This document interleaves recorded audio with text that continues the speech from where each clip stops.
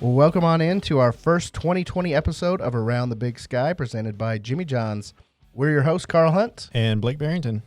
The spring season is underway for a couple of Big Sky sports, and we'll take a look at the latest in Big Sky indoor track and field and tennis. First, let's dive into Big Sky tennis. 6 teams began their 2020 campaign last weekend, with the Eastern Washington women and Weber State men picking up season opening victories. The Eagles downed in-state foe Seattle on the road 5-2, while the Wildcats defeated Grand Canyon 5-2 on their home courts. Northern Arizona freshman Mimi Bland was named the Big Sky Women's Tennis Player of the Week, following a 4-0 record in tournament play in Hawaii. The England native defeated 2 Power 5 opponents in straight sets, while also going 2-0 in doubles play. Weber State junior Bohan Lee captured Men's Player of the Week honors with a pair of wins in the Wildcats match against Grand Canyon. 15 teams are in action this week for a total of 27 matches. The Big Sky Conference airs all of its live stream sporting events on Pluto TV for free, including up to 700 football, men's and women's basketball, volleyball, and selected soccer, softball, and track and field events. Watch online at www.pluto.tv or download the app. When we come back, we'll take a look at what's going on in Big Sky track and field and hear from Weber State sprinter Emily Morgan King. When you don't have time to go to lunch, let Jimmy John's deliver lunch to you. With Jimmy John's, we can get a freaky fresh sandwich to you freaky fast.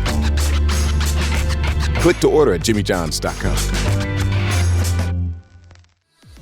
Need a hotel for work or just a night away? With over 50 hotels open and more on the way, we want to be your home away from home.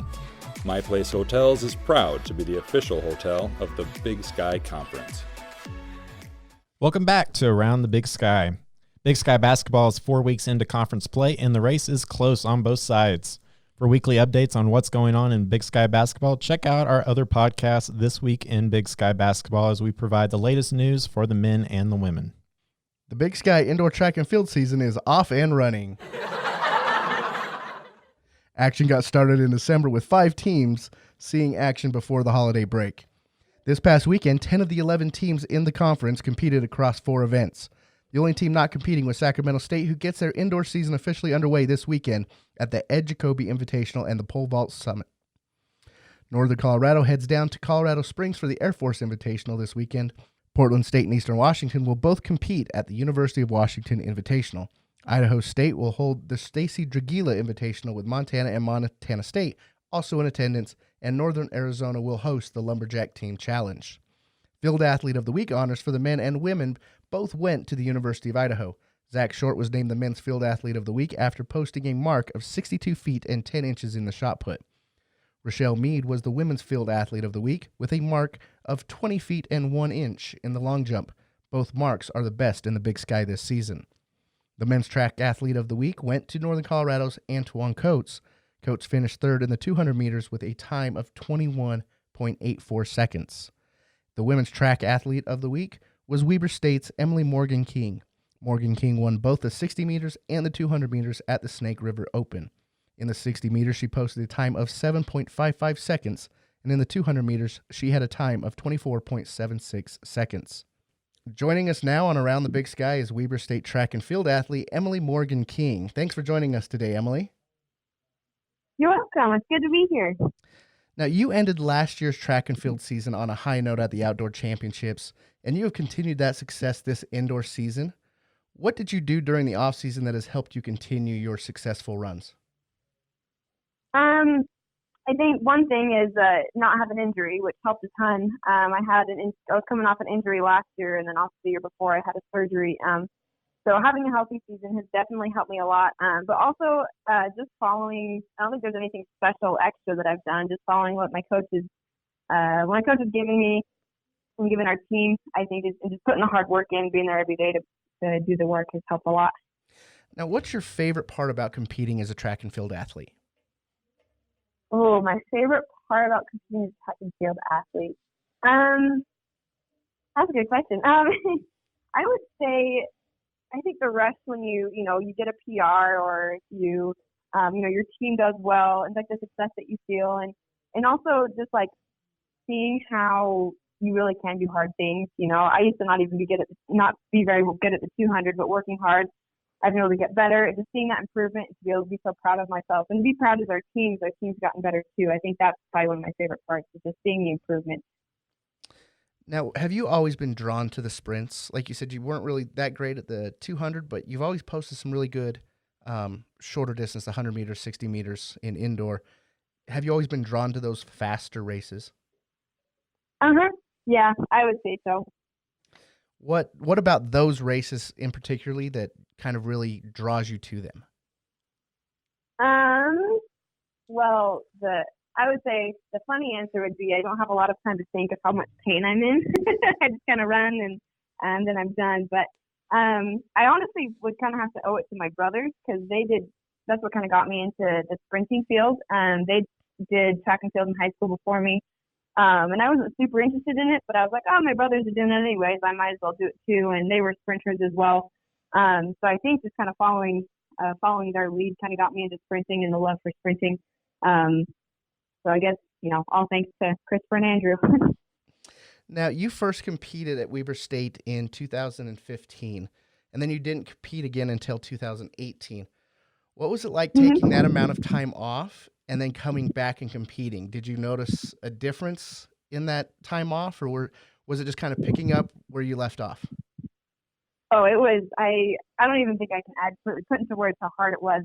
So I was in Brazil serving a service mission, and we get 30 minutes of exercise time every day, which is not nearly enough, for a track and field athlete to stay in tip-top shape. So I would say coming back was super hard. My first year back, after my 2-year hiatus, I didn't even break 12 seconds in the 100. I wasn't fast, and it was actually really hard mentally too. I'd run so fast my freshman year, and I was hoping the next year I came back that I would, at least put up some fast times. And the fact that I wasn't even close was super hard mentally.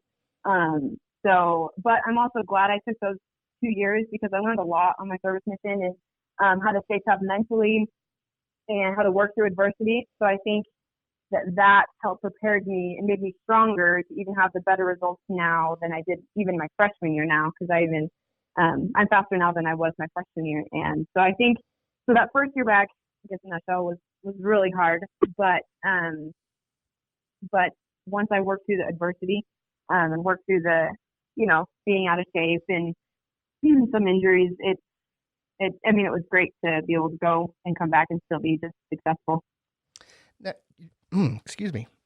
You're from Washington. What intrigued you to want to attend Weber State? What was kind of the drawing factor for you? So the drawing factor for me was, I think initially Utah was kind of, I was looking at some schools in Washington, some Nevada.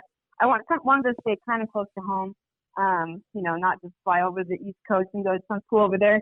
And I love the coaches that were here. So when they reached out and, we got talking with them, they had a program that they didn't play favoritism. It was, if you put the work in, you get the results. And so I really liked that about the program. And then the funny thing is all the coaches that recruited me actually have retired by now. So I got to come back to have Coach Hogan as my coach. And I was kind of nervous at first, just because, I literally came to Weber because of how I loved the coaches and how supportive they were and how well built their program was. And I was worried to come back. But she's exceeded all expectations. She is so supportive. And so, I would encourage anybody to come for the coaches and come for the program. Overall, I would say just the program is very well built. And then also it kind of helps too that I'm kind of by Portland, Oregon. I'm a big fan of Damian Lillard too. So the fact that he went to Weber State kind of was a nice little factor for me here too. Now, your online bio says that you are studying math. Any plans for using that degree when you graduate? Yeah. So originally I wanted to go into math teaching, to go teach high school.